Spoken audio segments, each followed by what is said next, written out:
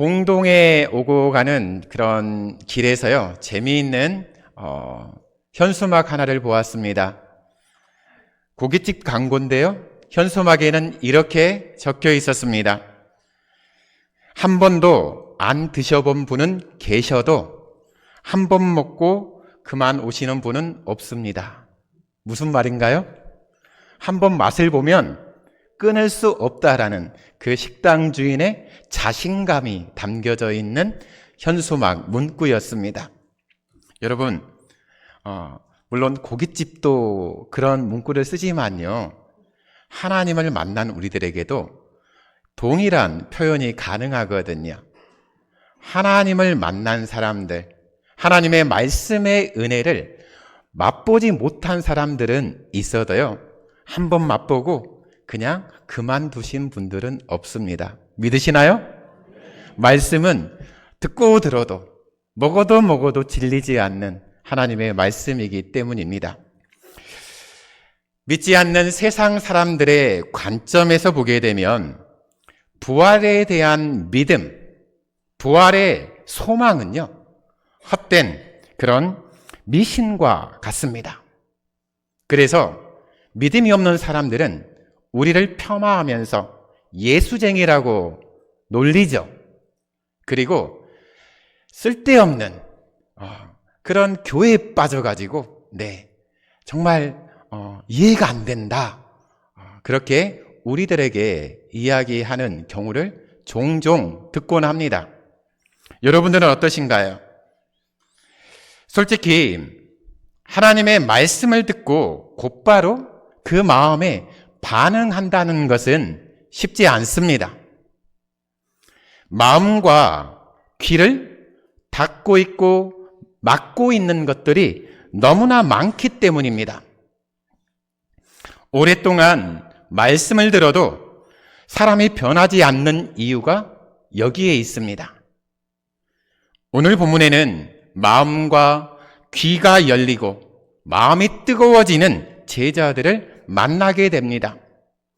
무엇이 그들 마음에 있었고 어떻게 마음이 변했는가를 함께 살펴보겠습니다.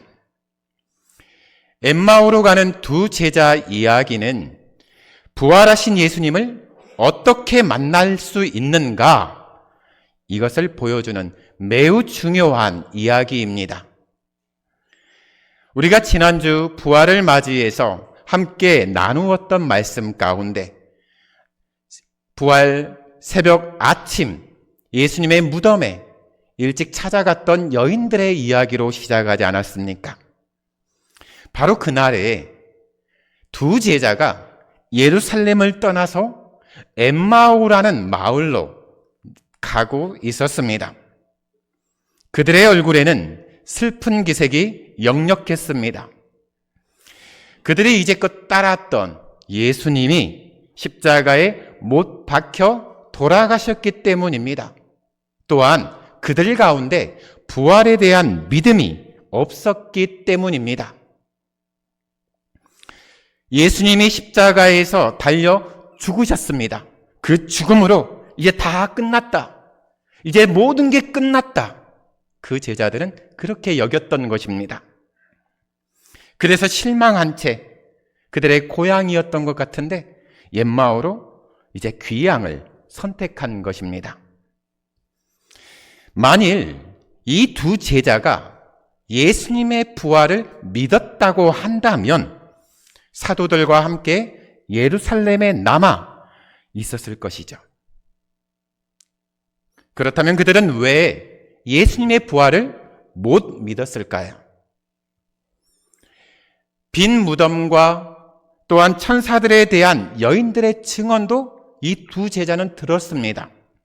그리고 빈 무덤을 확인하기 위해서 달려갔던 베드로, 그 제자의 증언도 들었습니다. 그럼에도 불구하고 이 두 제자들은요, 그 사실 여부를 확인해 보려는 어떤 행동도 취하지 않았습니다. 그저 실망감이 너무 앞서다 보니까 이제 다 끝났어, 그리고 마음을 접고 고향인 엠마오로 내려가는 것입니다. 지난주와 동일합니다. 많은 제자들, 여인들이 부활을 믿지 못했던 이유가 무엇이라고 말씀드렸습니까? 말씀을 기억하지 못했기 때문이라고 분명히 말씀드렸습니다. 기억나시죠? 예수님은 누차 자신이 누구인지, 예루살렘에서 어떤 일이 일어날 것인지 설명해 주셨습니다.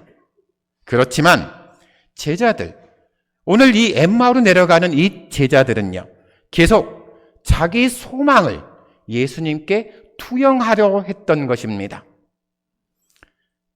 예수님께 자기의 소망을 투영을 시켰는데 그 예수님이 죽으셨습니다. 모든 게 끝났습니다. 자기의 소망이 단절되어진 그 순간에 무엇도 단절되었습니까? 그들에게 예수님도 단절되었습니다. 죽었기 때문에 이제 죽은 사람은 끝인 거예요. 그냥 허탈한 마음으로 지금 이 길을 걸어가고 있는 것입니다. 심지어는 예수님이 그들 곁으로 오십니다. 엠마오로 가는 그 길 한복판에서 그 제자들과 함께 걸어가십니다. 그럼에도 그들은 전혀 예수님을 알아보지 못했습니다. 부활하신 예수님의 모습이 이전과는 달랐기 때문이기도 하겠지만 더 중요한 이유는요, 성경에서 말씀하고 있는 것과 같이 그들의 눈이 가리워져 있었기 때문입니다. 눈이 가리워져 있었다라고요. 그래서 바로 옆에서 함께 걸어가고 계시는 예수님을 보고도 알아보지 못했던 것입니다. 혹시 여러분들 길을 걸어가면서 아주 잘 알고 사랑하고 정말 좋아하는 사람이 옆에서 함께 걸어가고 있는데 잠깐은 그 사람을 몰라볼 수 있습니다. 하지만 걸어가는 그 긴 시간 동안 그 사람을 몰라볼 사람은 없죠. 왜냐하면 땅만 보고 걸어가는 사람 없거든요. 옆에 사람도 보고 뒤도 보고 앞도 보다가 언제 왔어? 언제부터 있었어? 우리가 그런 반가움을 표현하지 않습니까? 그런데 제자들은요, 엠마오로 가는 이 두 제자는 옆에서 부활하신 예수님이 함께 걸어가시는데 모르고 있습니다. 그들의 눈이 가리워졌다고요. 더 쉬운 말로 말씀드리면 불신앙이죠. 신앙이 없는 것이 그들의 눈을 가린 것입니다. 그래서 바로 옆에 계신 예수님을 보고도 알아보지 못한 것입니다. 그들의 생각과 감정, 특히 믿음에 결정적인 문제가 있었습니다. 그들은 예수님을 이스라엘을 속량할 선지자로 믿고 따랐지만 예수님이 십자가에 달려 돌아가시자 그분에 대한 모든 기대, 모든 믿음을 잃어버리고 말았습니다. 십자가 죽음 앞에서요. 부활의 아침이 밝았습니다.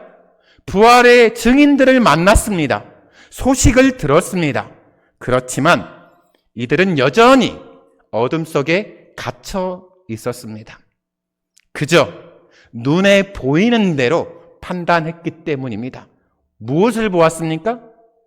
자기가 이스라엘을 속량할 선지자로 여겼던 예수님이 십자가에서 기절한 것도 아니고 바로 죽으셨다는 것을 두 눈으로 똑똑히 봤던 것입니다. 그렇기 때문에 자기가 봤던 것이 모든 생각과 모든 감정을 다 덮어버리는 것이죠. 예수님이 이 두 제자가 서로 이야기를 하면서 길을 걸어갔을 겁니다. 그런데 그 대화를 옆에서 예수님이 들으셨습니다. 그들이 하는 이야기를, 서로 주고받는 이야기를 들으셨다는 것을 우리가 성경을 통해서 확인하게 될 때 꽤 오랜 시간 예수님이 이 두 제자들과 길을 함께 동행하셨던 것으로 보입니다. 그런데도 그들은 예수님을 알아보지 못했습니다. 17절은 이렇게 예수님께서 말을 걸고 있는 것을 우리에게 이야기합니다. 어떻게 말을 거셨습니까? 너희가 길 가면서 서로 주고받고 하는 이야기가 무엇이냐? 예수님이 엠마오로 가는 두 제자에게 질문했습니다. 그냥 궁금해서, 몰라서 질문한 것이 아니라 이 두 제자가 어설프게 알고 있는 것을 깨우쳐주기 위한 그 시작이었습니다. 예수님은 이 질문을 두 제자에게 던지심으로 그들의 문제가 무엇인지를 드러내셨습니다. 예수님은요, 믿음이 없어서 불신앙에 사로잡혀 자신을 알아보지 못하고 있는 이 두 제자의 곁을요, 기분 나쁘다고, 내가 마음이 상했다고 그냥 떠나지 않았습니다. 오히려 그들에게 먼저 말을 거셨습니다. 질문하시면서 하나님의 마음을 표현해 주셨습니다. 그게 무엇입니까? 우리의 믿음이 없어도, 우리가 아직까지 불신앙에 사로잡혀 있어도 예수님은 우리를 포기하지 않으시는 하나님이시라는 말씀입니다. 예수님은 불신앙의 늪에서 허우적거리고 있는 우리에게도요, 오늘 이 시간 동일하게 말씀하고 계십니다. 엠마오로 가던 두 제자는요, 예수님에 대해서 많이 알고 있었습니다. 심지어 우리도 경험하지 못했던 것을 예수님의 공생의 기간 그 현장에 예수님 곁에 있으면서 직접 그것을 목격했고 말씀을 들었던 복받은 사람들 아닙니까? 하지만 예수님에 대한 그들의 지식은요, 너무나 얕은 지식이었습니다. 피상적이었습니다. 그들은 예수님을 어떻게 지금 이야기하고 있습니까? 자기에게 질문한 사람이 예수님인 것도 모르고요, 예수님에 대한 이야기를 하는데 예수님을 소개하는 말을 이렇게 하고 있습니다. 나사렛 예수라고 부르고 있죠. 그리고 말과 일에 능한 선지자, 이렇게 생각하고 있었습니다. 물론 이 두 가지는 모두 사실입니다. 하지만 그것이 예수님의 진면목이라고는 할 수 없습니다. 나사렛 예수보다 다윗의 자손 예수라는 이 호칭이 예수님이 누구신지 더 잘 말해주지 않습니까? 또한 말과 일에 능하신 선지자라는 그 표현보다도 살아계신 하나님의 아들이시다, 이렇게 불리는 것이 더 타당하지 않습니까? 두 제자는 예수님을 기대하는 표현으로요, 이스라엘을 속량할 자라고 말하고 있습니다. 그들이 기대한 속량은요, 하나님이, 예수님이 이루실 속량과는 달랐습니다. 속량이 무엇입니까? 네, 사람의 목숨을 대신해서 그 사람을 살려내는 것이거든요. 하나님이 말씀하신 속량과 이 두 제자가 가지고 있는 속량의 개념과 이해가 사뭇 달랐던 겁니다. 하나님이 십자가라는 지혜로요, 죄와 사망의 권세를 송두리째 깨부십니다. 그리고 하나님의 아들 예수님을 믿는 사람들을 속량하실 것을 전혀 알지 못했던 것이죠. 누가요? 엠마오로 가는 두 제자가요. 그래서 예수님의 부활을 믿지 못했던 것입니다. 두 제자 중에 한 사람의 이름이 성경에 언급되어지고 있습니다. 그 사람의 이름은 글로바입니다. 글로바는 자기 옆에서 지금 질문하고 묻고 있는 예수님의 질문에 대해서요, 모든 사실을 정확하게 정리해서 말해 주었습니다.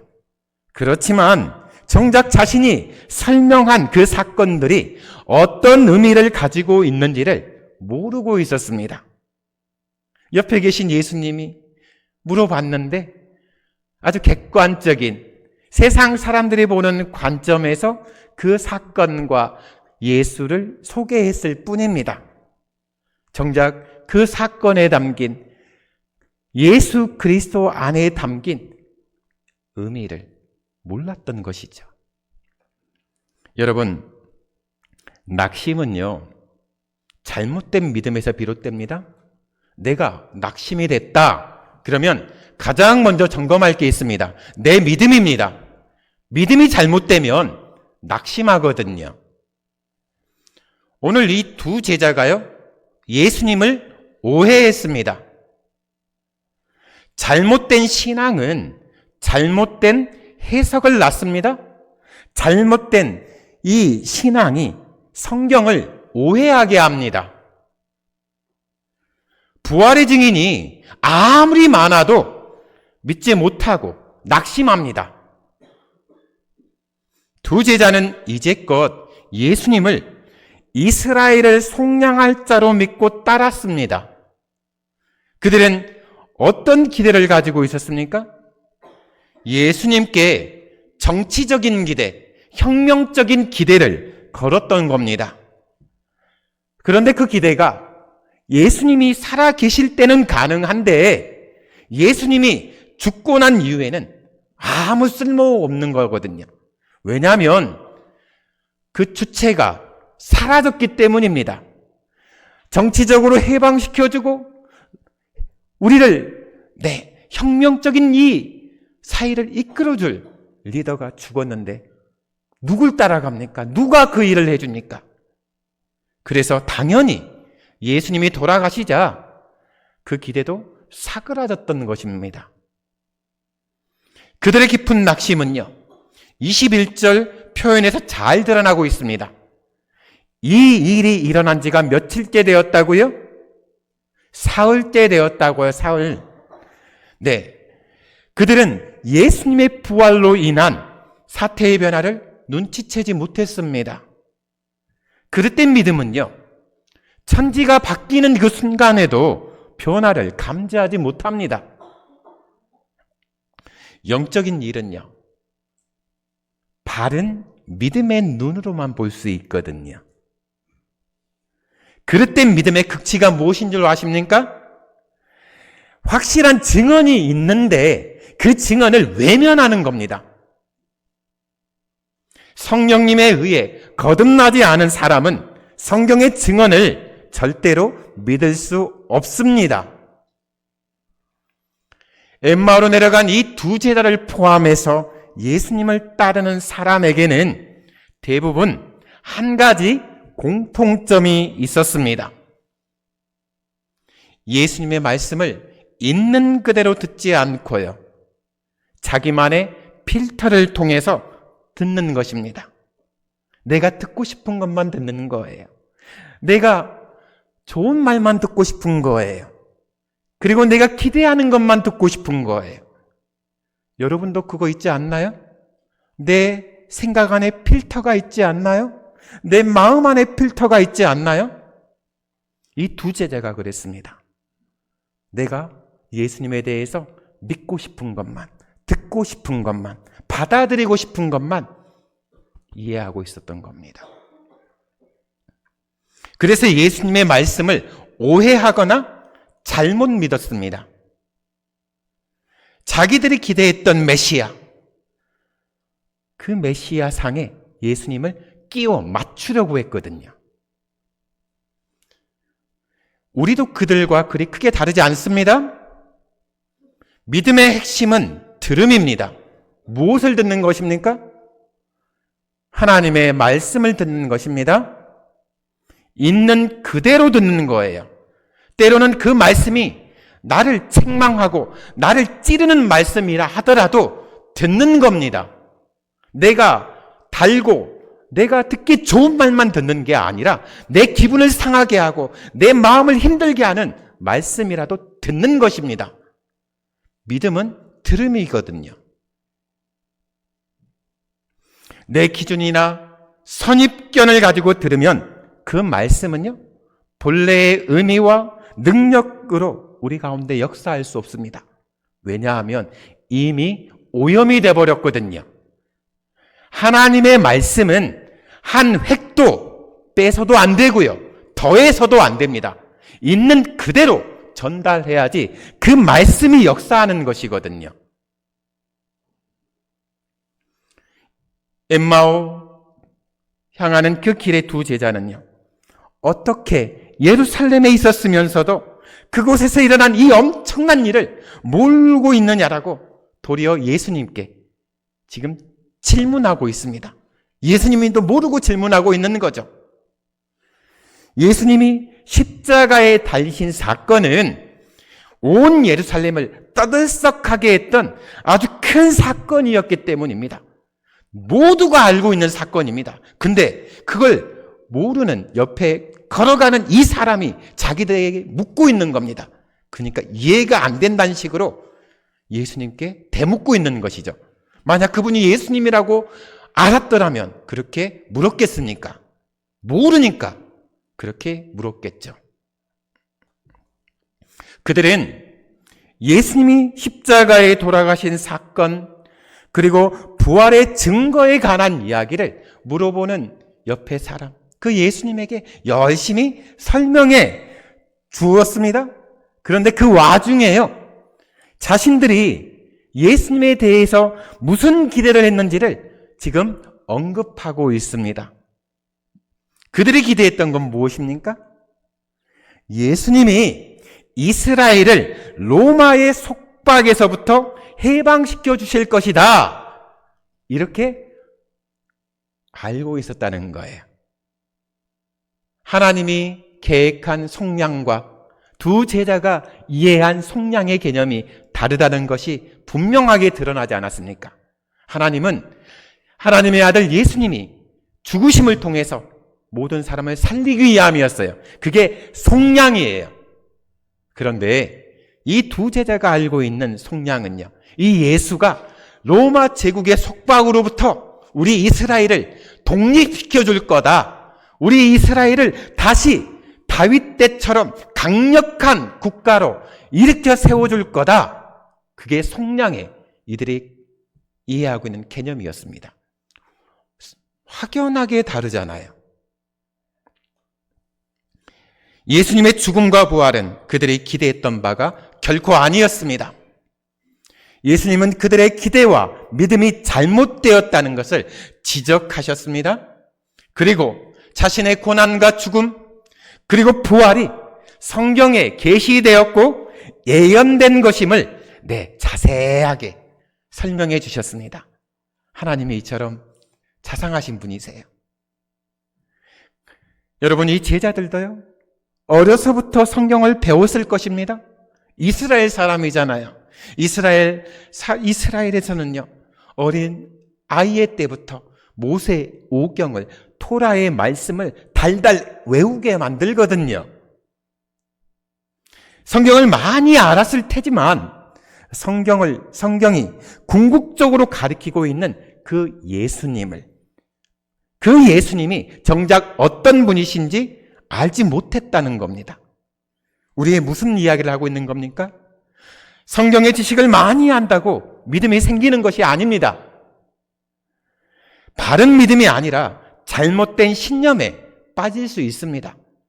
성경에 대한 지식으로 따지면 여러분, 신천지 못 따라가요. 아세요?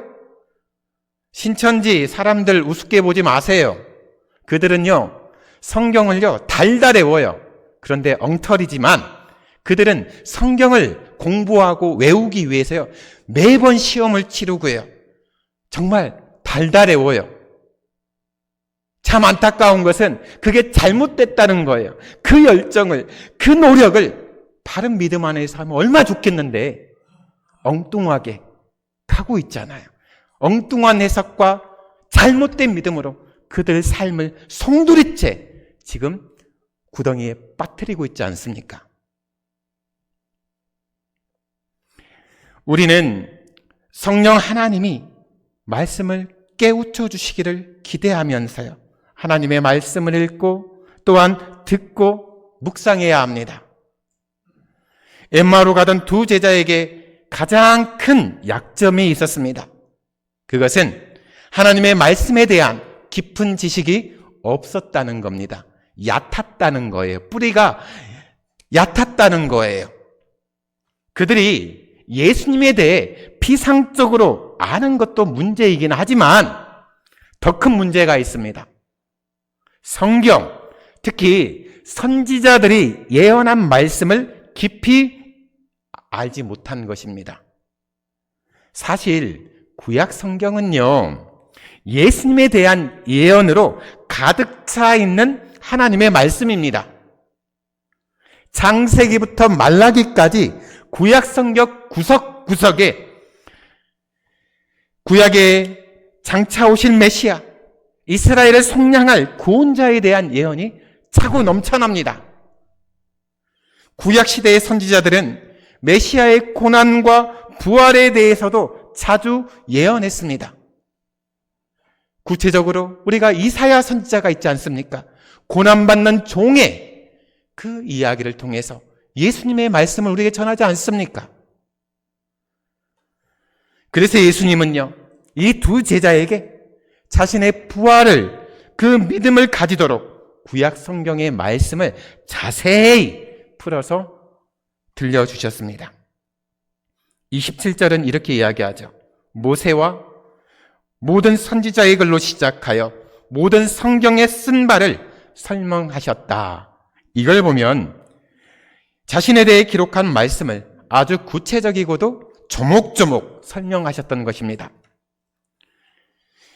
예수님의 말씀에 흠뻑 빠진 이 두 제자들은요, 엠마오로 가까이 이르렀을 때 예수님을 이제 자신들과 유하자라고 강권했습니다.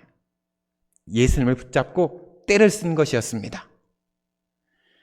말씀의 맛을 보았기 때문입니다. 서두에 제가 말씀드렸잖아요. 한 번도 안 먹어본 사람은 있어도 한 번 먹고 끝낸 사람은 없다. 그 식당 주인의 자신감처럼요.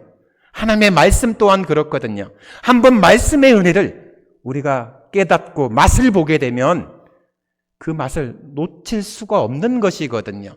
예배 올 때마다, 성경을 펼칠 때마다 그 기대감이 넘쳐나지 않아요. 이런 은혜, 이런 기쁨을 맛본 사람은 시간 가는 줄 모릅니다. 여러분, 지금도 예배가 언제 끝나나 생각하고 있죠? 네. 중국에 선교를 나가면서 중국 지하교회 분들의 모습을 봅니다. 그분들은요, 3시간, 4시간, 5시간 예배드려요. 설교를 하잖아요? 같은 걸로 또 해달래요. 또 해달래요. 또 해달래요. 그게 중국 지하교회 성도들의 예배드리는 모습이거든요. 혹시 제가 오늘 예배 끝나고 설교 다시 하겠습니다, 아마 다 도망칠 겁니다. 네, 바로 그거거든요. 말씀은요, 듣고 들어도 계속 그 말씀에 대한 은혜가 넘치는 겁니다. 여러분, 예수님이 이 두 제자에게 들려주셨던 이야기가 특별한 이야기였습니까? 아닙니다. 성경 이야기였습니다. 그런데 제자들은 마치 처음 듣는 내용인 양 이야기에 빨려 들어갔습니다.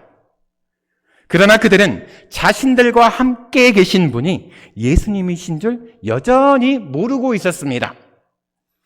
예수님이 떡을 떼어 축사하시고 나누어 주실 때에야 비로소 그들의 눈이 밝아졌습니까? 무슨 의미입니까? 우리의 영적인 눈은요, 우리의 지식이나 노력으로 밝아지는 것이 아니라는 겁니다. 하나님이, 예수님이 뜨게 해주셔야 비로소 열린다는 것입니다. 말씀을 바르게 가르쳐 주시는 분이 계셨고 들은 말씀을 깨닫게 도우시는 성령님이 계셨기 때문에 이 두 제자의 눈이 뜨여지는 겁니다. 예수님을 알아본 겁니다. 예수님의 말씀을 듣는 동안 이 두 제자의 마음이 뜨거워졌습니다. 결국 그들은 예수님의 부활을 믿게 되었죠. 그리고 예루살렘으로 돌아가서 부활의 증인이 되었습니다. 부활 신앙을 가지려면 말씀을 깊이 알아야 합니다. 그러므로 하나님의 말씀을 묵상하고 알아가는데 더 많은 시간과 노력을 기울여야 합니다. 예수님에 대한 바른 지식과 믿음을 가질 때 성경이 이해되고 꼬였던 것이 풀리게 됩니다. 여러분, 낙심이 소망으로 바뀝니다. 낙심이 환희로 바뀝니다. 근심과 허탄함 가운데 지금 내가 있다라고 한다면 예수님의 말씀에 귀 기울여 보시기 바랍니다. 눈이 밝아지고 마음이 뜨거워진 이 두 제자는 당장 예루살렘으로 돌아갔습니다. 그리고 예수님과의 그 만났던 일을 제자들에게, 열한 사도와 그리고 다른 사람들에게 알리고 싶었던 겁니다. 이것이 예수님과의 만남, 그리고 말씀의 능력입니다. 말씀이 들어오면 가만히 있진 못해요. 말씀의 은혜를 받으면 내가 가만히 있진 못해요. 당장 움직여요. 예루살렘에서 그들은 부활하신 예수님에 대한 소식을 서로 나누었습니다. 전했습니다. 예수님의 부활이 사실임을 확신하게 되었습니다. 이와 같이 예수님의 부활은 비밀이 아닙니다. 많은 사람이 부활하신 예수님을 직접 만났고 부활의 증인이 되었습니다. 이 모습이 우리의 모습이 되기를 바랍니다. 온전한 마음으로 말씀 앞에 설 때 성령님이 우리 가운데 역사하십니다. 오늘도 예수님의 말씀을 생각나게, 기억나게, 그리고 이해되게 하시는 성령님의 이 사역은 지속되어지고 있습니다. 지금 이 시간에도 성령님의 역사가 여러분들 영혼 가운데 일어나고 있습니다. 부활하신 예수님은 지금도 살아계셔서 우리와 함께 하십니다. 우리는 말씀을 통해서 예수님의 부활을 알고 믿게 됩니다. 말씀만이 우리의 가려졌던 이 눈을, 영적인 눈을 뜨게 해줍니다. 그러므로 말씀을 읽고 듣고 기억하고 묵상하는 것은 너무나 중요합니다. 말씀은 우리의 지혜와 노력으로 이해할 수 있는 세상의 지식이 아닙니다. 그러므로 말씀을 깨닫게 하시는, 그리고 우리로 하여금 부활을 믿게 하고 그 부활 신앙에 이르게 하시는 은혜를 사모하시면서, 성령님을 사모하시면서 한 주간도 이 부활의 기쁨이 점점 배가 되기를 주님의 이름으로 축원합니다.